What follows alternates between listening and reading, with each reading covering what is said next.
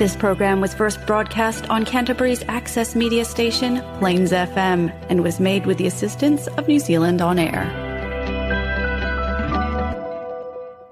It's time for Emergence News on Plains FM 96.9, Citizen-Made Radio.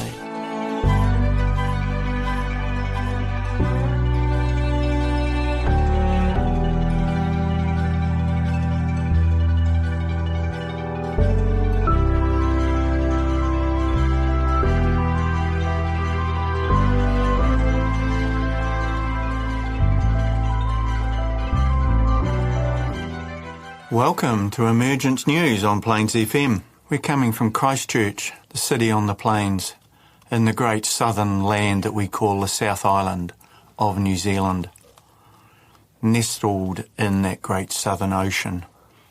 We're people from the south down here, and we really like it. But we're in touch with the world. We have world concerns at the forefront. And this program is about the emergence of a teacher, which is why we call it Emergence News. So, as a little bit of an introduction, we'll talk about this teacher. His name is Maitreya, and he is the teacher for this age. And humanity has a history of living on this planet for 18.5 million years, the esoteric teachings tell us. And the teacher for this age, the Aquarian age, is Maitreya. Let me give you some ideas from Maitreya. Maitreya's plans are to awaken humanity to the perils before it and show humanity how to avoid self-destruction. Maitreya says it's really very simple for humanity if we could take the first step. Humanity needs above all to establish peace. Without peace, there will be no future for humanity because we have the nuclear capacity to destroy the world and all life, human and subhuman alike. How do we get peace? That is the essential question. Certainly not using the methods of the American and British governments in recent times when they attack one country after another. That is certainly not going to give peace to the world. It will not even end terrorism in the world.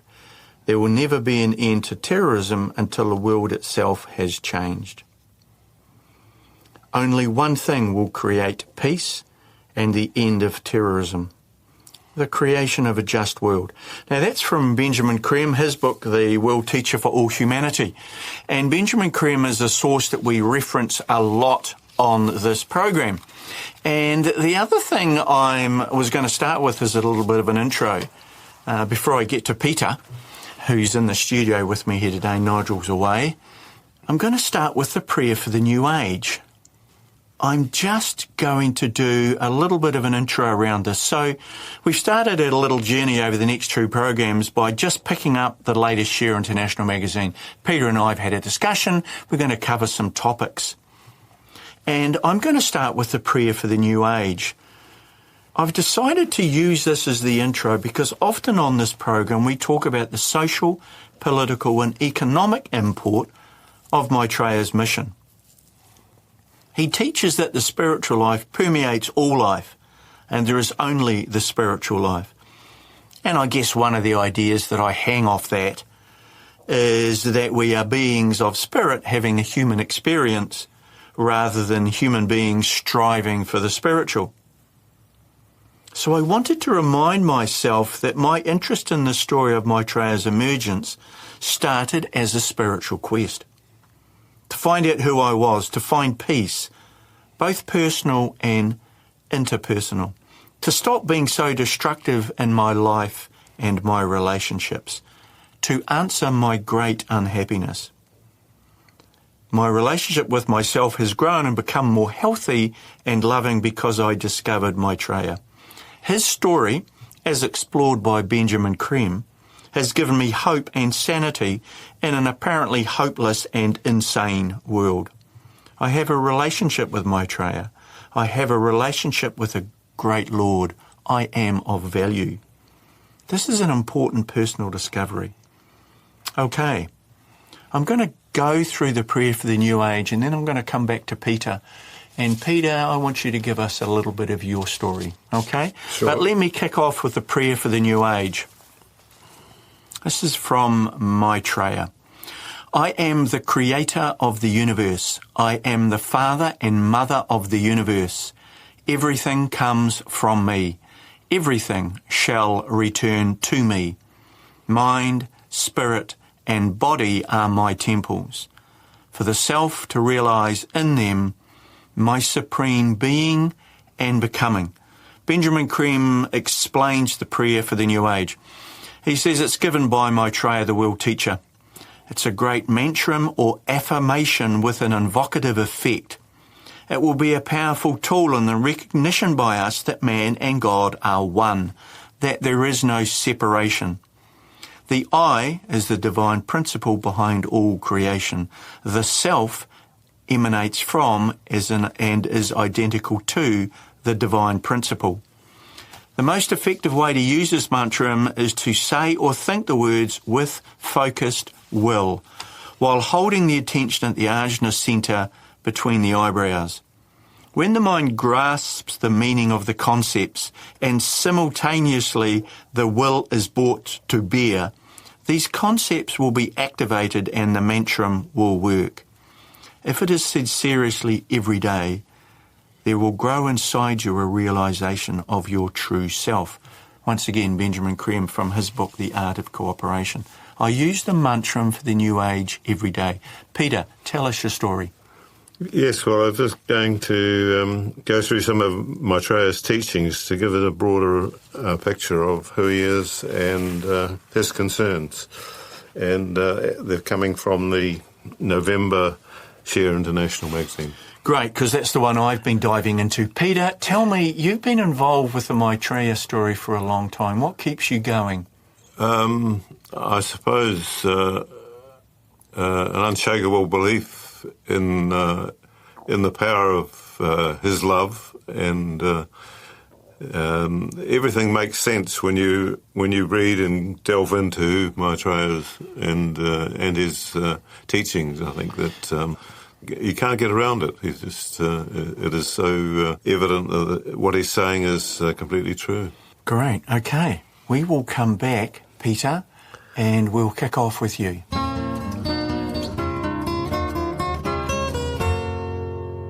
Some of them are from Benjamin Creme and some are Maitreya's words themselves. When Maitreya appears before the world, people will realise they have known him before, that his teachings are not strange or beyond their level of thought. Simple indeed will he be that all may understand.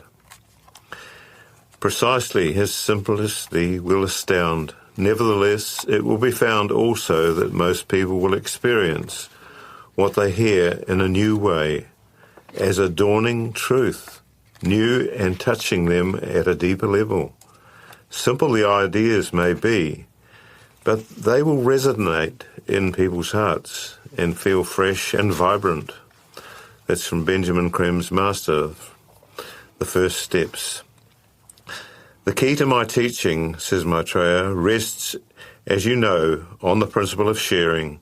All that men do and all that man will do depends on this simple and basic truth, that from the one we call God flows the providence for all men. Accept this as a fact, my friends, and enter into your divinity. He is essentially a spiritual teacher, including a concern about the political, economic and social needs of the world.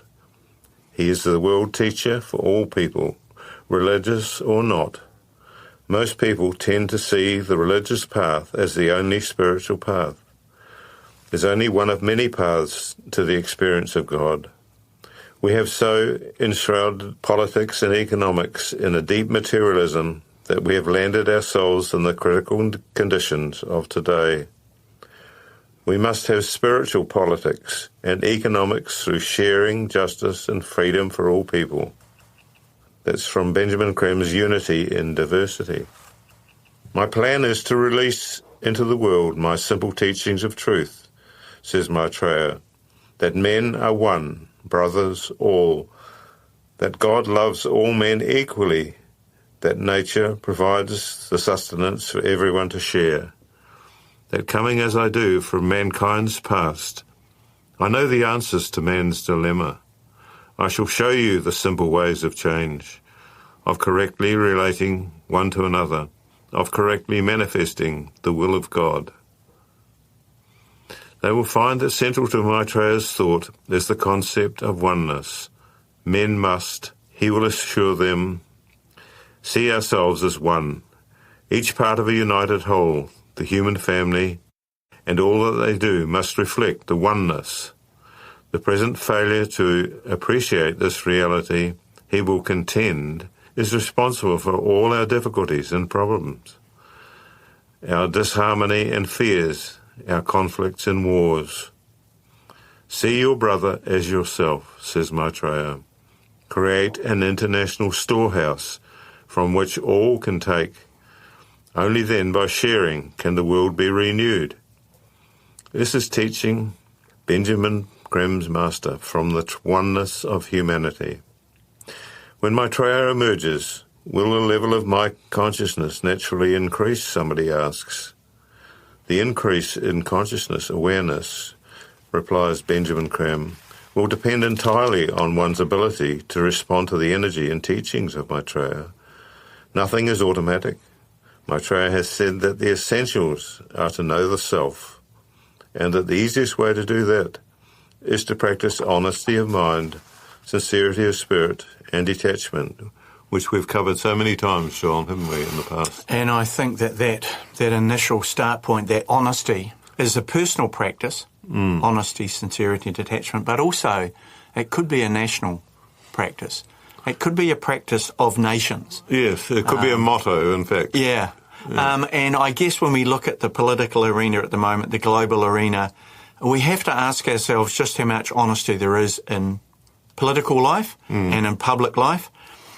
I'm looking at some articles in the latest Share International magazine addressing the Israel-Palestine conflict, and it would occur to me that there's a high degree of dishonesty around that current situation. Yes, there's propaganda left, right and centre. You just don't know. You know, I'd really like to be informed around this tragic global issue, but it's very, very difficult to find a trustworthy source. I've got some information in front of me that I think's pretty good, right. But I'd have to confess here and now that maybe I will never know. Yeah, but I see the share market went up before the attack by Hamas into... so there's some people who obviously knew about it before. Well, I'm also looking at an article here by Jeffrey Sachs, and he's an economist, and he basically says it's a conflict that no one can afford, and he references what he calls the P5, the permanent members of the Security Council, and they're the 5 biggest arms dealers on the planet. And I've got another article here that talks about how much aid the US gives to Israel and how much aid the US gives to Palestine. So there's a gross imbalance here. Of course, about, you know, whose side are you on? But it's very difficult for us to kind of get to the facts. But anyway, we'll have a go. So yeah, this honesty, sincerity and detachment, I've always taken it as a personal practice. I'm wondering if it should be a national practice. Well, it would be interesting to bring it in at the lowest educational levels, wouldn't it? It's a really interesting way to live your life. How honest can you be about how you behave, how you think, how you feel and what you do? That's right, yeah, definitely. This is the Emergence News on Plains FM. For more information, go to shareinternational.org. All right, thanks, Peter. Difficult times, and I guess I'm trying to be honest and sincere and detached from what's going on in my world, on my planet, and around my workspace and around my friends. And it's really difficult to stand in the centre and be calm and be unaffected. And I guess I'm trying to be super careful of what I read and what I expose myself to. But I do love, and to a degree, trust the Share International magazine. Anyway, I've got this article. So what I've done, I'll just go back a step. What I've done is I've gone through the latest Share, And I've just picked out some headlines and some snapshots of articles to give the people listening maybe some ideas or maybe some clarity around this current global issue. So I've got an article, Saving Israel and Palestine Through the United Nations.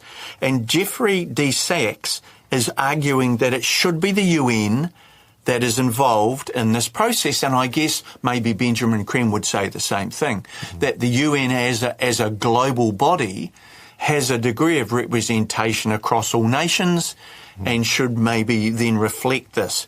But anyway, I'll give you some snapshots from Jeffrey Sachs. He starts with following Hamas's heinous attack on innocent Israeli civilians. Senior Israeli military strategists are threatening the ethnic cleansing of Gaza. This would be another Nakba, which is the Arabic word for catastrophe, and I think occurred back in 1948, where Israel unleashed extreme violence on Palestinians. Okay, so Nakba akin to the mass expulsion of Palestinians from their homes and land back in 1948. If Israel commits massive war crimes in Gaza in the face of global calls for restraint, and isn't that word restraint just so lovely? There's so much room to move in that word restraint. Israel would put its fundamental national security at risk. Okay, so Jeffrey starts with United Secretary General of the UN spoken clearly and persuasively about the need for a ceasefire, the release of hostages, the protection of civilians of Gaza, support for Israel's security, and decisive move to a Palestinian state in line with previous UN agreements. And I cannot list how many times the UN have agreed on something and Israel's not agreed on something. And I think at one point they were sanctioned 15 times. Israel was sanctioned 15 times in 1 year by the UN for not adhering to UN sanctions. Anyway, he goes on to say that the UN Secretary General is seeking peace and justice for both Israelis and Palestinians. All 5 permanent members, P5 of the UN Security Council, the US, UK, France, Russia and China, and as I've said, they're the 5 biggest arms dealers on the planet. I'm just trying to think of the 6th one. I think it's one of the European countries. Have a common interest in a ceasefire followed by a comprehensive agreement including Palestinian statehood. All the P5 nations desire good relations with both Israel and the Arab world. All have a strong national interest in peace, including security for Israel and statehood for Palestine. Now, last year we reported on this program that America had supplied Israel with about $4.8 billion in armaments, but it also supplied some Arab states with the same amount. I guess if you're giving 2 kids on the same block the same amount of sticks and stones, maybe that's an attempt at peace. But it just seems a recipe for disaster for me. But I just live in a small city on the Southern Ocean. Who knows what I know? So, okay, Jeffrey Sachs says that this is true even for the United States. If the US backs ethnic cleansing in Gaza, American influence in the Muslim world, already in decline in recent years, will collapse. And the Secretary General has charted a framework. He says we have approached a moment of calamitous escalation and find ourselves at a critical crossroad. Actually, it's a term I'm sick and tired of hearing on this planet, but never mind. It is imperative that all parties and those with influence over them do everything possible to avoid fresh violence or spillover of the conflict to the West Bank and the wider region. I was watching the news last night here in New Zealand, and Israel has advised people in Gaza to go to the southernmost city, which they're now bombing. So it would appear at face value that Israel is pushing people around Gaza into places where they can bomb them. So I'm not particularly confident about the information that the UN Secretary General is giving us. But here's his statement, and I get that he's trying to walk a very delicate centre line. He's saying all hostages in Gaza must be released. Absolutely. Civilians must not be used as human shields. Absolutely. International humanitarian law, including the Geneva Conventions, must be respected and upheld. I'm not sure that's ever happened on this planet. But anyway, civilians on both sides must be protected at all times. Hospitals, schools, clinics and United Nations premises must never be targeted. But any solution to this tragic decades-long ordeal of death and destruction requires full recognition of the circumstances of both Israelis and Palestinians, of both their realities and both their perspectives. And he finishes off, and I really like the way he does this, excusing my cynicism. Israel must see its legitimate needs for security materialised. Yes. It occurs to me that Israel and Israelis may be a very insecure people. Palestinians must see a clear perspective for the establishment of their own state realised, which is what they want, in line with United Nations resolutions. Here we go again. International law and previous agreements, which Israel continually refuses to accept. If the international community believes in these two objectives, we need to find a way to work together to find real lasting solutions. He goes on to tell us that the EU, the UK, US and Russia and China have a lot of investment economically and politically in this area, and that it behoves the P5 to seek some resolution. I think what he's saying is it's not good for business if we tear the Middle East apart. He kind of finishes with a quote by Jesus. Jesus himself, martyred, taught, "Blessed are the peacemakers, for they will be called the children of God." And what I really like about this conversation is that Jeffrey D. Sachs sums up by saying, "From time to time, brave leaders have arisen who have convinced the skeptics to try for peace, who have told the fundamentalists that both sides deserve respect and justice." Egypt's Anwar Sadat was such a remarkable figure. So too was Israel's Yitzhak Rabin. Both were assassinated by fundamentalists of their own nation, martyred like other great peacemakers of our time, Mahatma Gandhi, John and Robert Kennedy, and Martin Luther King. So it's a really interesting article. I really love Jeffrey D. Sachs' writing. He puts a really good, clear picture together. So I think what we'll do now, Peter, is we'll take a little break. I'm exhausted. I don't know how you feel. And we'll come back. Right.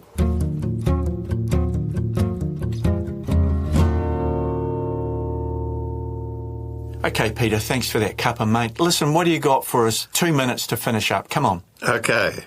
Maitreya, in his teachings on the nature of humanity, says, the self alone matters. He equates the self with God, the Lord, the Absolute. You are that self, an immortal being. He says our pain and suffering are due to the fact that we identify with the vehicles of the self, the physical body, emotional feelings, and the creation of our mind. Ask yourself, who am I? You will find that you identify either with your physical body as the self, with your emotions or energy structure, or with the creations of your mind, your beliefs, your thoughts. Maitreya emphasizes the importance of self-respect, awareness, and detachment. Self-respect is the seed of awareness, he says. Without detachment, there can be no salvation. And that is honesty, sincerity, and detachment. Exactly. Thanks very much for tuning in, listeners, and we will see you next time. All this information can be found on the Share International website, www.share-international.org, and also don't forget the podcasts, which are available on the Plains FM website. We welcome your comments, questions and feedback. Please contact us at emergencenews@gmail.com.